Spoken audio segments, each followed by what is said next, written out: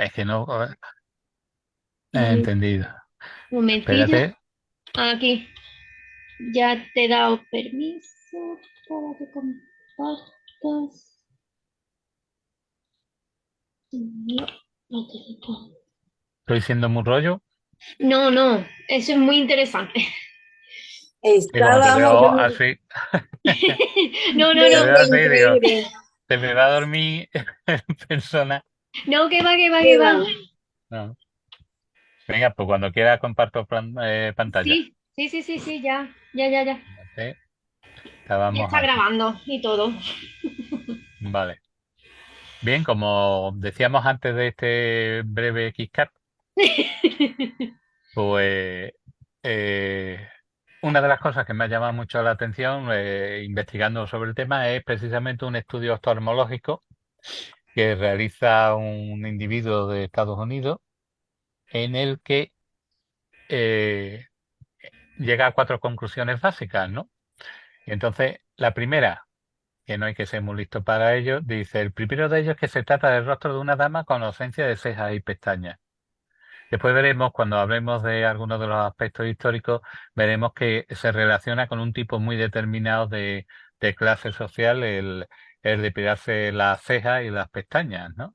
Eh, como curiosidad diré que cuando a los egipcios se le moría su gato casero, como muestra de dolor, precisamente se depilaban las cejas y se arrancaban las pestañas, como un gesto de dolor de tan gran pérdida, porque ellos los tenían en un gran aprecio a los gatos. La segunda conclusión es que la falta de esta impide la medición precisa del rostro según la proporción áurea, aunque sabemos perfectamente que Leonardo aplicó la proporción áurea, que sería digno ya solo de una conferencia por sí sola de la aplicación de la proporción áurea en todo lo que nos rodea, desde las tarjetas de crédito hasta el tipo de pantalla que tenemos, el tamaño de los móviles, en fin, incluso las águilas cuando van a captar o a capturar a su presa hacen una especie de espiral áurea, etcétera. Es muy interesante y sobre todo tiene mucha relación con el tipo de visión no solo del ser humano, sino de los animales y de su interacción con el medio, que casi todo está justamente en escala de la proporción áurea. Lo dejo ahí por si cuela, por si alguna vez tenéis interés en que lo desarrollemos.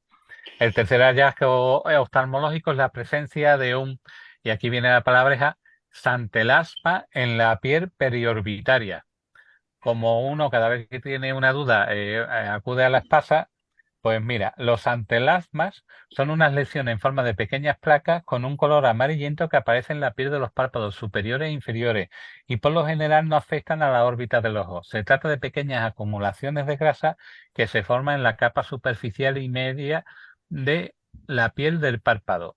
Fijaros el detalle con el que Leonardo trabajó el retrato, que lo llevó consigo durante toda su vida, pese a que era un encargo y cobró por el encargo, nunca lo entregó y de hecho heredó el retrato su discípulo cuando él falleció, porque toda la vida estuvo tocándolo y toda la vida estuvo trabajando en él. Fijaros el detalle que ese mismo dato clínico nos indica primero que la persona que posó tenía ¿cómo diría yo? Tenía un exceso de grasa y que ese posible exceso de grasa se daba a este tipo de inflamaciones del párpado y de manchas amarillentas en personas que están en los primeros meses de gestación, con lo cual también nos indicaría la posibilidad de que la Gioconda pudiera estar embarazada en el momento en que posó, ¿no? Y un último dato clínico que se observa mediante el estudio oftalmológico es en la mirada, en la cual no se encuentra en una posición primaria propiamente dicho, sino que se encuentra con una lateroversión izquierda, es decir, la dirección de los ojos no es correcta, por eso está de tres cuartos, tiene un cierto desvío de uno de los ojos. Por eso esta situación sugiere una tortícolis compensadora para disimular cosméticamente la presencia de una endotropía del ojo derecho o de una esotropía, es decir, que uno de los dos ojos o estaba un poquito hacia el exterior o estaba un poquito hacia el interior, lo cual hace que tenga esa mirada tan extraña que cuando miras a la Gioconda no te fijas en su sonrisa y cuando miras su sonrisa no te fijas en su mirada, ¿no? ese mismo tipo de enfermedad, de tener un ojo un poquito desviado, se le atribuye también al genio Leonardo da Vinci. ¿Eh? Pero claro, tan solo hay un retrato, un autorretrato hecho por él en vida, que es ese dibujo que he puesto al principio, ese dibujito, pero después los demás retratos que hay son retratos de otros autores que no tuvieron posando al mismísimo Leonardo, con lo cual no podemos saber si la interrelación o si al plasmar a Gioconda ella tenía ese problema o si realmente lo tenía él, ¿no? Y eso lo vamos a ver en la representación de algunos de sus cuadros, cómo afecta a la representación y hace un cierto, eh, ¿cómo le diríamos? Una cierta torsión a la hora de la representación de algunos de sus paisajes, que es muy interesante. Eso lo podemos ver precisamente en la Virgen de la Roca, que es un cuadro que es interesantísimo porque es de los pocos a los que se le ha podido hacer la reflectografía ultravioleta que nos indica el dibujo que hay justamente debajo de la pintura. Y ese dibujo te demuestra no solo cómo trabaja el artista, si el artista, por ejemplo, trabaja el boceto y sobre el boceto elimina personajes, ¿no? En un libro que ahora recién estoy a punto de presentar sobre la simbología del Jardín de la Delicia del Bosco, podemos ver precisamente por esa reflectografía personajes que se han eliminado o personajes que se ha cambiado la dirección del rostro, como en el caso de El Jardín del Paraíso, que Dios cambia la dirección del rostro porque en un principio iba a aparecer saliendo de la costilla de Adán, pero al final la representa como la presentación de Eva a Adán, ¿no? Entonces cambia la dirección de mirada de un Cristo creador con barba a una imagen muy parecida a la de Jesucristo. ¿Ves? Me estoy divagando. Es que yo me voy solo, ¿eh? Si me dais jarilla, yo, espérate que esto se ha quedado bien. Por nosotras encantada, José Luis. No, yo, Tú tranquilo. no me des idea, ¿eh? Que va a tener que hacer una tercera sesión. Mira, podemos ver, si ampliáramos los ojos de la Gioconda, podemos hablar que tiene casi 500.000 microgrietas el cuadro. No sé quién se ha parado a hacer el estudio, ya tiene paciencia, porque yo a las 10 ya habría dicho un montón.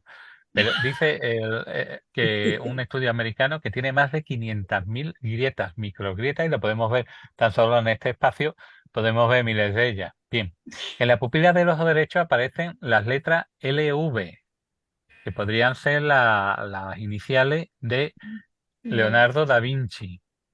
Hemos de recordar que en esta época y durante muchísimos siglos, hasta más bien entrados los impresionistas a finales del siglo XVIII, XIX, nos vamos a encontrar con que los artistas no suelen pintar sus obras, o sea, no suelen firmar sus obras, ¿eh? Porque son la mayoría encargo de mecenas y los mecenas, al hacer el encargo, pasan a ser los autores reales de la obra, aunque la manufactura, el artefacto, el cuadro lo haya hecho un artista y por lo tanto se perseguía mucho a aquellos artistas que firmaban su obra. Incluso, como ejemplo, Miguel Ángel, cuando firma la Gioconda en uno de los paños que están debajo justamente del Cristo, tiene que salir huyendo de Roma porque le persigue la guardia del Papa precisamente por haber firmado la piedad de Miguel Ángel. Vemos además que se ven las letras en la pupila del ojo izquierdo, se ven las letras CE o CB. En el puente que aparece en el fondo de la pintura, ahora después veremos el fondo, se observan letras como la L2 o 72 y detrás del cuadro se conservan los números 149 y un número borroso que sería la fecha en la que se hizo el cuadro, en 1490. La mayoría de los pintores solemos poner por la parte posterior del cuadro la fecha en la que se inició el cuadro, la fecha en la que se terminó el cuadro y para quién es la donación, si es una donación o para quién es el encargo. Si se quiere ocultar Hacienda no se pone nada, pero bueno, ¿qué puede pasar, eh? Mira, ve, aquí una ampliación donde se ven esas letras LV. Las letras, por supuesto, están retocadas con respecto al ojo porque podemos ver que en la anterior apenas se aprecia, lo veis aquí, aquí estaría la L y aquí estaría la V. ¿La veis? Ajá. Sí, sí. Pero- La V y la L. Aquí lo hemos exagerado para que se pueda apreciar bien. ¿Eh? Y el hecho de que la Gioconda no tuviese cejas ni pestañas nos hace pensar que Posiblemente la modelo fuera una prostituta porque se depilaban por completo, al igual que al estilo romano, las prostitutas romanas también se depilaban por completo todo el cuerpo. Pero en esa época, la verdad que el análisis espectral de Pascal Cotte, que es uno de los estudiosos de la Gioconda con más publicaciones al respecto, dice que sí, que llegó a tener cejas, pero que el paso del tiempo las borró. Ya sabemos la mezcla de técnicas que hace Leonardo en sus obras y posiblemente se perdiera. Y puede tener cierta razón. Yo creo que tal vez sea mi visión de artista, que por lo tanto es un poco loca. Así que yo sí veo rastros aquí, se ve una insinuación de una forma como de una ceja, ve aquí la huella, pero claro, eso me lo parece a mí, que yo veo cosas donde no las hay. Pero posiblemente las cejas estuvieran marcadas aquí y aquí también hay como la huella de una posible, sobre todo aquí. Pero claro, eso puede ser también, ya os digo, una percepción mía que no tiene por qué ser verdad. Otros expertos dicen que la persona que aparece en el cuadro es Gian Giacomo Caprotti de Orenno, Salai, que era su alumno, su, su discípulo, y vemos el parecido entre uno y otro que tampoco es excesivo, por lo cual eh, no podemos sacar un parecido lógico porque Leonardo era homosexual, su discípulo también lo era, por lo tanto tenía unos rasgos afeminados, tenía unos rasgos sin marcar, y claro, cualquier rasgo que tenga cierto afeminamiento también vamos a ver que puede servir para compararlo con la figura de la Gioconda, ¿no? Pero la verdad es que según contratos que se conservan, la modelo era Lisa María Gherardini, y el cuadro se encargó precisamente por encargo de su marido, Francesco, Francesco, al que le llamaban el Giocondo, que era un comerciante rico de seda en Florencia. Por lo tanto, buscarle 14 pies al gato cuando existe un documento y... Lo curioso es que nunca lo entregó, es decir, lo cobró, pero nunca lo entregó. Ya para eso hay que tener arte.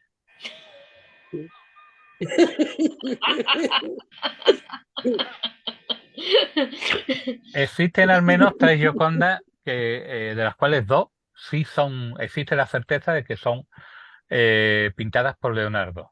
Esta primera, que está aquí, que es la llamada Mona Lisa de Isleworth, que está en una empresa privada de Zurich y que está, como siempre, metida en un banco para que los cristianos no pueden moverla, que en un principio se pensaba que podía haber sido pintada por un discípulo, pero el análisis de radiocarbono sobre la tela, el radiocarbono sobre la tela, y sobre eso habría mucho que hablar y tendría mucho que hablar un compañero mío de la universidad, Miñarro, que el radiocarbono en la tela da unos resultados bastante anómalos, ¿no? Como de hecho lo ha dado en la Sábana Santa, que se le atribuye el siglo XIII, después el siglo VII, y en fin, y los mismos expertos en radiocarbono se niegan a admitir las superficies de tela para hacer su estudio de radiocarbono, porque primero son superficies muy extensas y no existe una garantía. Al ser tan extensa, recoge todo el polen, en fin, la salivilla que se le escapa al que está allí, el humo de las velas, y al tener esa tan poco grosor no se puede hacer una lectura definitiva. Y por lo tanto, claro, las que admiten para poderle hacer radiocarbono son aquellas que aparecen en tumbas egipcias o en tumbas mayas o aztecas que han estado enterradas al menos 2 metros bajo tierra, en la que la superficie no ha recibido la luz y por lo tanto la luz ultravioleta no cambia el radiocarbono propio de la tela.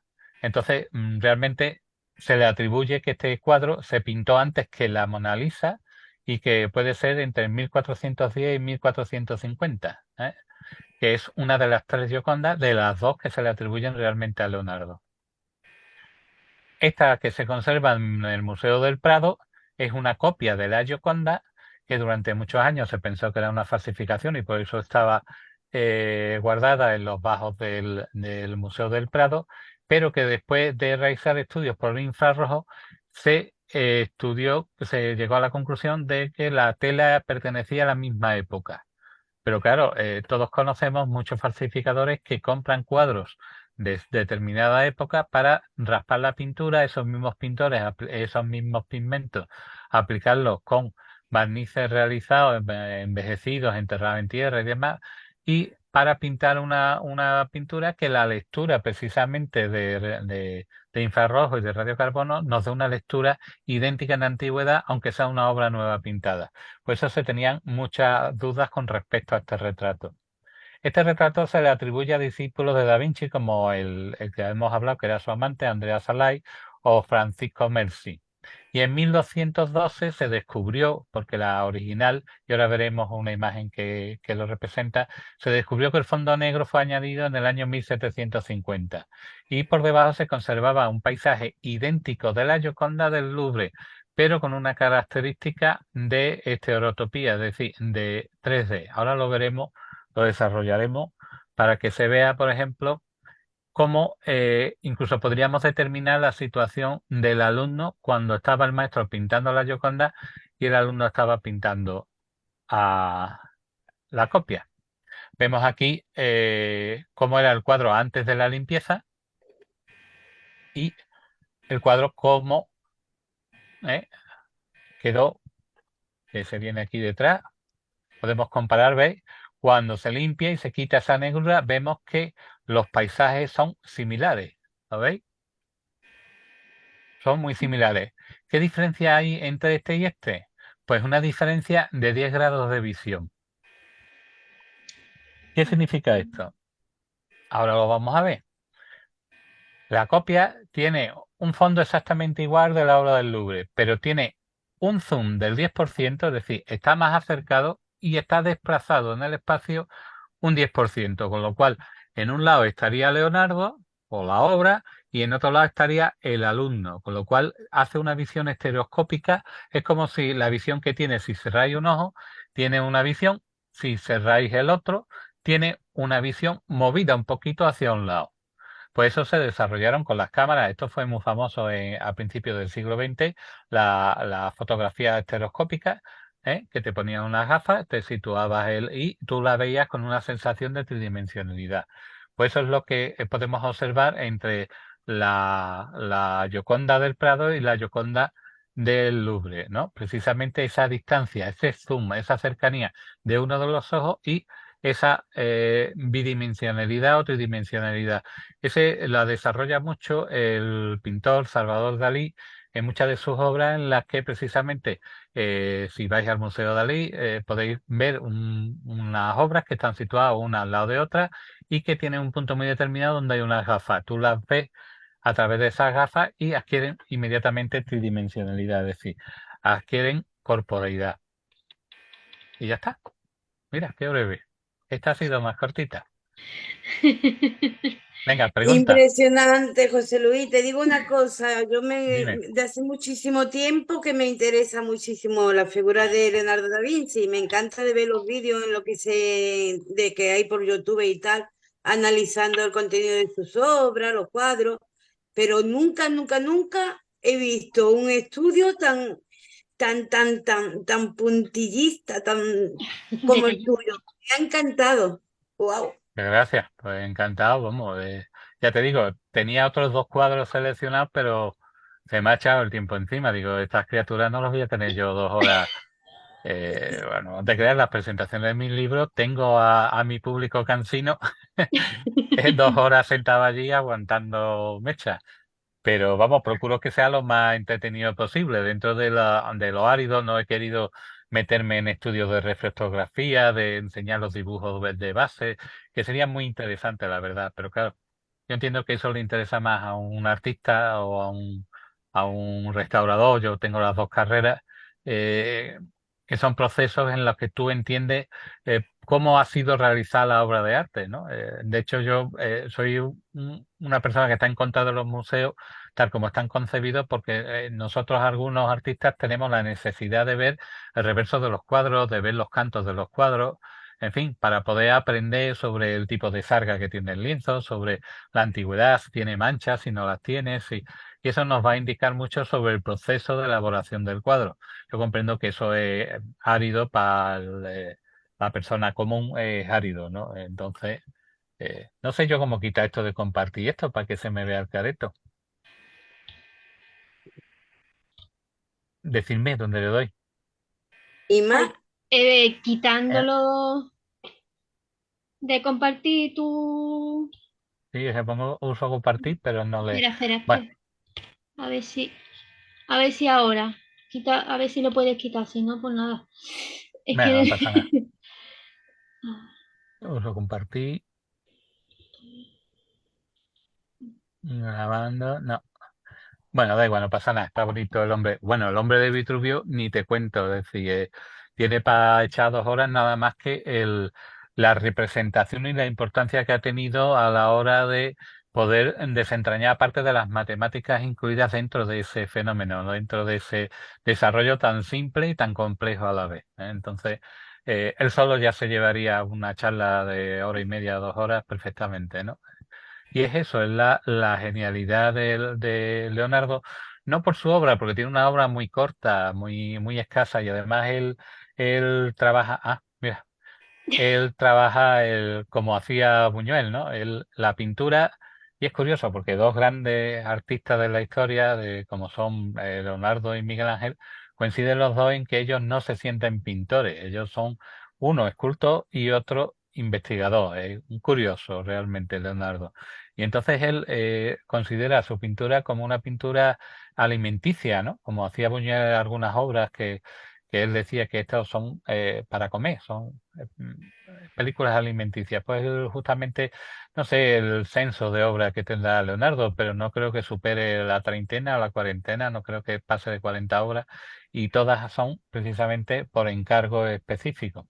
Algunas de ellas incluso se vio obligado a tenerlo que modificar porque dejaba demasiado claro la relación entre San Juan y su hermano Tomás y él, ¿no? Incluso en alguna de ellas, que es una lástima que no haya podido desarrollarlo por tiempo, aparecen alas en uno de los supuestos atribuidos a la figura de Jesucristo, en la Virgen de la Roca, que aparecen 3 niños y demás. Entonces, es curioso porque gracias a la reflectografía podemos perfectamente entender cuál es el proceso creativo del artista, que a mí particularmente me interesa más casi que la obra final. Imagino el caso de un personaje como Leonardo o como Miguel Ángel, ¿no? Que son gente que la pasión les puede y que realmente entendiendo el proceso entiendes un poquito mejor al artista. Pero no nos hagas spoiler, José Luis, que si tú quieres, aquí estás tú en tu casa, vamos. Te Yo no hago invitamos otra vez. spoiler. Segunda parte. Yo no hago spoiler. Yo he hecho el cebo. Segunda Yo he hecho parte. el cebo. Pero ya está, hacerme más preguntas, que si no me empiezo a enrollar y te doy aquí la Eh, moralina. es que Leonardo da Vinci pintaba sobre el primer boceto y lo va cambiando. Claro, sí, es que es el estilo flamenco, el estilo imperante en la época. Se hacía, y además tiene su explicación. Mira, se hacía primero una grisalla muy fuerte. Primero hacía el boceto y una vez que lo tenía definido, hacía la grisalla. Y después con el blanco, que en aquel tiempo se usaba el blanco de plomo, hoy día está prohibido porque es venenosísimo, es muy venenoso. Lo tenemos algunos pintores porque cuando éramos jóvenes lo pudimos comprar, pero desde 1970 se está prohibido la venta del blanco de plomo. Pues se pintaba con blanco de plomo las luces, con lo cual después se daba el color en veladura con barnices y demás, y la luz pasaba a través de esa veladura, que era como si tuviera un cristal de color, y reflejaba el blanco que estaba en la base, con lo cual los colores se veían mucho más brillantes y más puros, con lo cual se conseguía una vibración tonal maravillosa. ¿Qué aporta Leonardo a la pintura? Pues realmente aporta lo que se denomina los historiadores del arte el esfumato. ¿Y qué es el esfumato? Es simple y llanamente el eliminar la línea de contorno que hace un corte brusco entre el fondo y la figura para que parezca que está difuminada. El fumato es eso, es difuminado. Y entonces con eso se consigue una cierta integración de la figura con su entorno. De tal manera que cuando hemos visto la imagen de la Gioconda del Museo del Prado, cuando tenía el fondo negro, costaba trabajo ver el velo y costaba trabajo ver el pelo, precisamente por ese fumato, ¿no? Entonces es raro porque según tú tienes aquí detrás, se ve una línea aquí, ¿sabes? En el retrato de la Gioconda que tú tienes en el fondo, se ve una línea ahí que es inexistente en la obra de, de Leonardo. Esto, a la hora de hacer la fotografía, la cámara lo ha entendido de otra manera y ha marcado una línea, pero esa línea no existe precisamente por el esfumato de Leonardo, ¿no?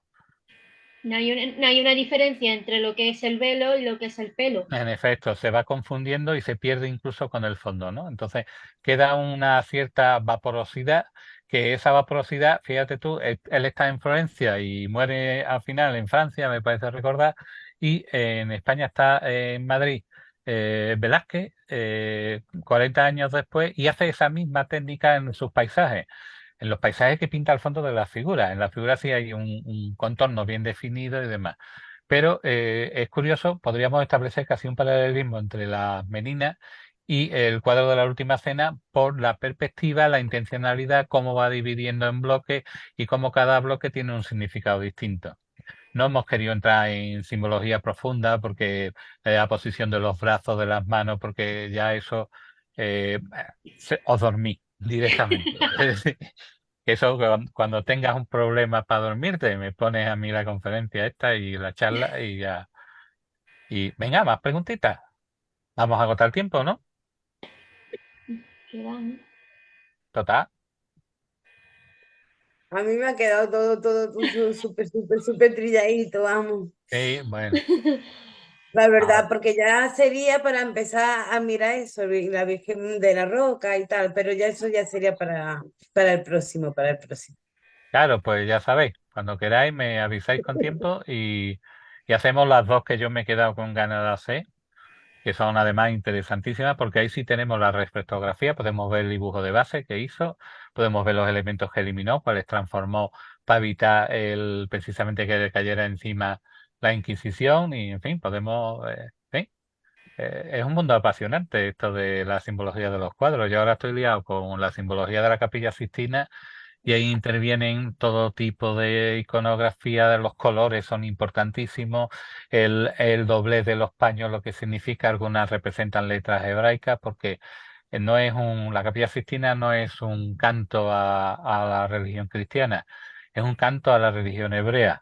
Y todos los símbolos, incluso los elementos que están de paso de medio entre una pechina y otra, son elementos hebraicos, ¿no? Hay casi oraciones hebraicas entre cada uno de los pliegues de las vestiduras. Es interesantísimo. Pero vamos, ya se hablará cuando llegue el turno. Una preguntilla. Dime, y dos también, si son Y más, y más. fáciles, ¿eh? No, nada, nada, nada. Una preguntilla corta, ¿por qué se dice que es precursor en su tiempo? Hombre, es que eh, inventó el submarino, inventó el aeroplano, inventó máquinas de guerra. Fue el precursor, ya te digo.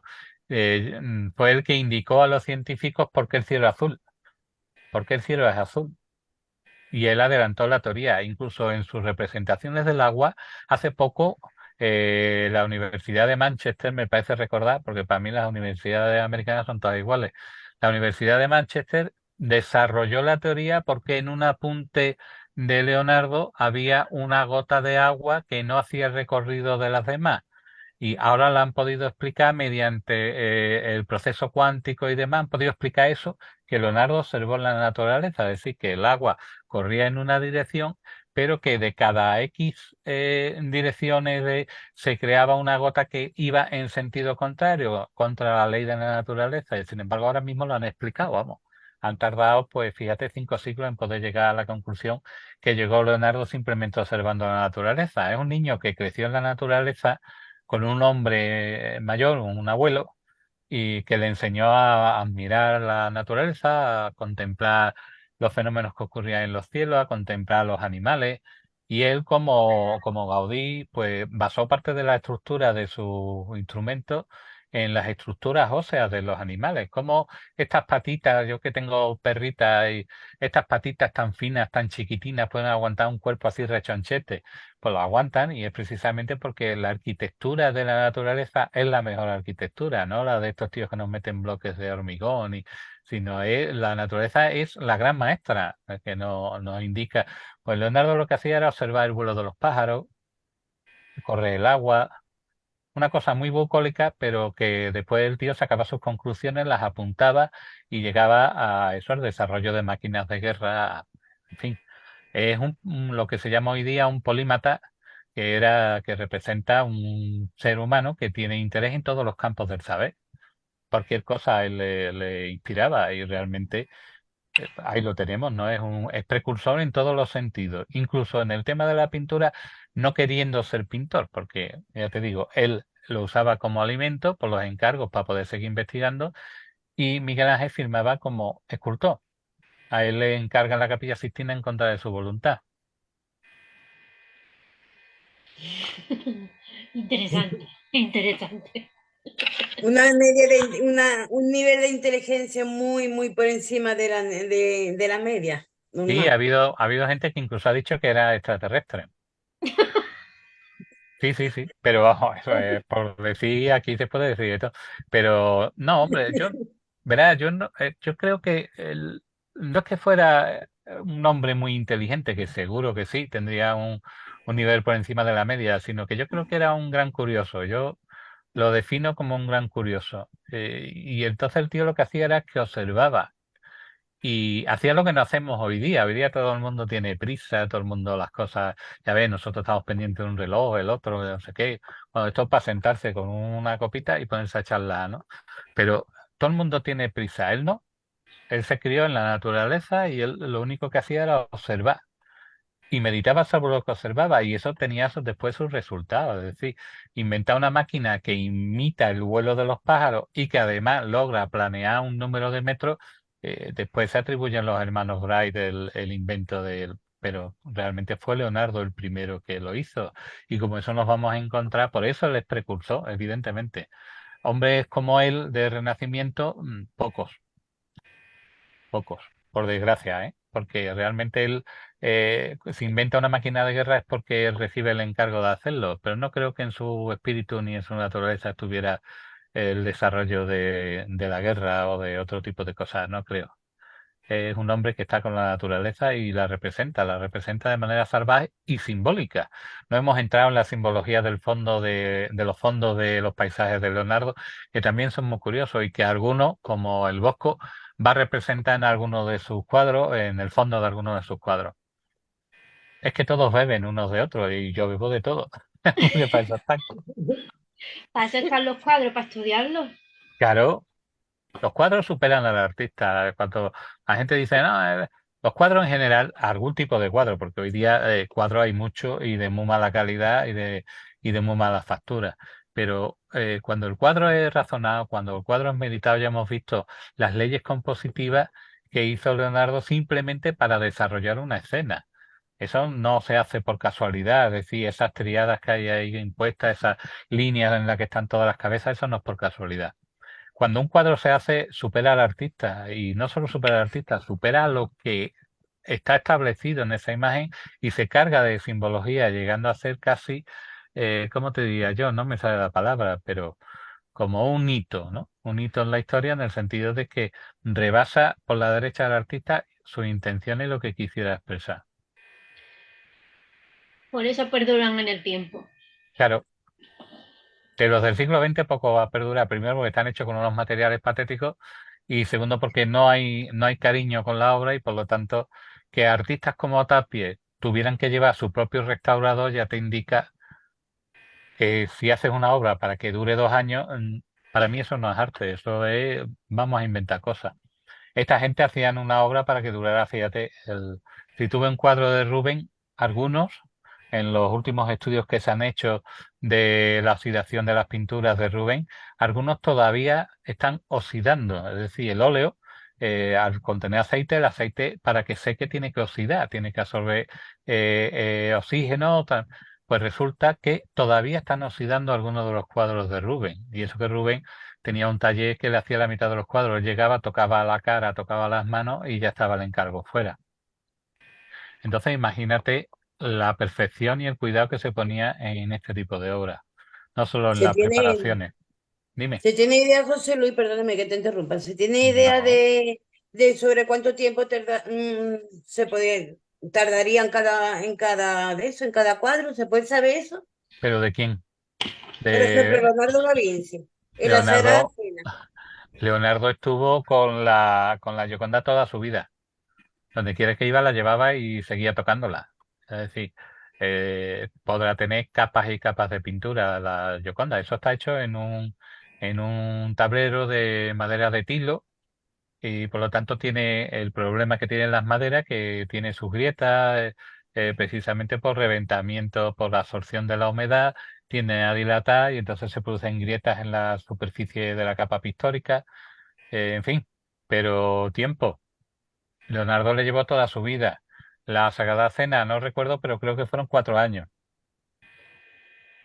Por eso casi siempre se pone detrás de la obra la fecha de comienzo y la fecha del final, para poder darnos idea de... Hay gente que pintaba muy rápido, por ejemplo, en la Capilla Sixtina, las figuras, que son figuras inmensas, son figuras de 2,5 metros por casi 3 de ancho, son figuras que están hechas, como en la técnica es un fresco, aunque Miguel Ángel no pintó un fresco puro, hizo un mesofresco, que es una media de un fresco después retocado con un barniz vegetal encima para potenciar los colores. Eso sería muy largo de explicar, pero sí, en la técnica del fresco, cuando tú sobre mortero de cal, pigmento más agua de cal. Y eso tiene un proceso en el que se puede pintar durante 4 horas solo.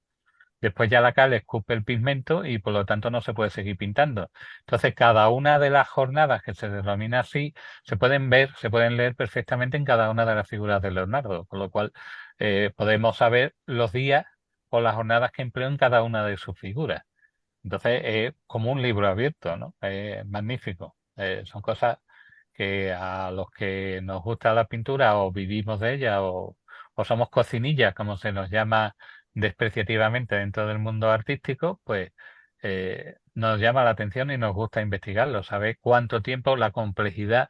Porque ves, por ejemplo, que en el juicio final muchas de las figuras están hechas muy rápido y se ve en el trazo, incluso se ve la resolución de las formas, y otras, sin embargo, ve que se ha llevado 1 o 2 jornadas solamente para un rostro, ¿no? Un rostro que podemos hablar de un rostro de 1 metro por 70 centímetros, por ahí. Hay que saber pintar mucho y muy bien para trabajar el fresco. Yo lo enseño a mis alumnos y es una técnica muy compleja. Pues nos quedan un minutillo, dos, Bueno, 2 minutillos, ahí. pues venga, la última, es Yo lo que se ya dice no, cuando uno se va. ya está, yo ya no tengo Bueno, ninguna pregunta. A ninguna nosotros nos pregunta. queda agradecerte, José Luis. No, yo Muchísimas encantado. gracias, Yo muchas, a muchas vosotras, gracias. mira, cuando me preguntan mis alumnos, dicen, oye, tú que sales aquí, allí, ¿por qué lo haces si es mucho trabajo para ti? Y digo, pues mira, lo hago porque si estoy estudiando algo me gusta comunicarlo. Entonces me parece una estupidez que por eso escribo libros, llevo ya 11 libros escritos. Y es precisamente para dar a conocer lo que uno conoce. Si no, ¿para qué? A mí de qué me sirve guardármelo para mí si cuando me muera no me lo voy a llevar. Vamos, no sé. Pero de momento no. Entonces a mí me gusta, yo siempre le digo a la gente esta de, el que me quiere me tiene, es decir, basta con que me diga, José, ¿me puedes dar una charla? Y yo se la doy tranquilamente, encantado además. Y sois las dos muy simpáticas y a partir de ahora seguiré vuestro Instagram y nada, y encantado. Yo, cuando necesitéis algo de mí, solo pedírmelo, yo encantado, no tengo ningún problema. Gracias. Tú no sabes lo que acabas de hacer, José Luis, no sabes lo que acabas de hacer tú, ¿eh? No, bueno, yo encantado y además son muchos temas los que yo toco, entonces podemos hablar desde los imaginarios de los libros hasta la simbología del Jardín de la Delicia del Bosco, que ahora he sacado el libro, lo tengo que presentar el 3 de noviembre en la Biblioteca Pública de Sevilla. En fin, el último que saqué fue la simbología, las claves herméticas de las puertas de la Catedral de Sevilla, que la presenté en la misma catedral, como presenté en su día el de las gárgolas de la catedral. En fin, que yo toco muchos temas y a mí me encanta darlo a conocer porque con que tan solo una persona reciba el conocimiento o una persona reciba la inspiración para investigar cualquiera de las cosas que yo he dicho, ya ha merecido la pena.